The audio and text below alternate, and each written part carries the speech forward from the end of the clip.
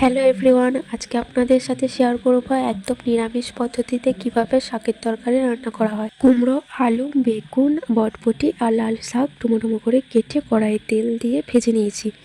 অবশ্যই নুন আর হলুদ দেবেন, নুন আর হলুদ দিতে ভুলবেন না কিন্তু। কিছুক্ষণ ভাজার পর আপনারা নিজেরাই বুঝতে পারবেন যে ভাজা হয়ে গেছে, দিয়ে আমি এটা তুলে নিয়েছি।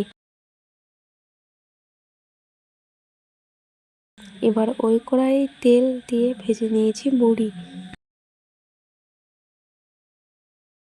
বড়ি ভেজে তুলে নিয়েছি। ততক্ষণে পুনকো শাক আমি কেটে রেখে দিয়েছিলাম। এবার পুনকো শাকগুলো কড়াইয়ে একটু জল আর নুন দিয়ে সেদ্ধ করতে দিয়ে দেব।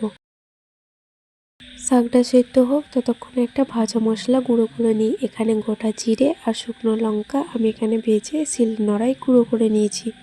ততক্ষণে শাকটার কষটা বেরিয়ে গেছে। এবার জলটা ঝরিয়ে নিয়েছি। এবার ওই কড়াইয়ে তেল, পাঁচফোড়ন, তেজপাতা আর আদা বাটা দিয়ে মশলাটা ভেজে নেব। এবার হলুদ গুঁড়ো, জিরে গুঁড়ো, লঙ্কা গুঁড়ো দিয়ে কিছুক্ষণ কষানোর পর দিয়ে দেবো ভেজে রাখা সবজিগুলো দিয়ে কিছুক্ষণ নাড়াচাড়া করে নিয়েছি। কিছুক্ষণ নাড়াচাড়া করার পর দিয়ে দিয়েছি শাকটা দিয়ে কিছুক্ষণ নাড়াচাড়া করে নিয়েছি। দিয়ে পরিমাণ মতো জল দিয়ে দেবো। জল দিয়ে শাকটা বা সবজিগুলো একটু সেদ্ধ হতে দেবো।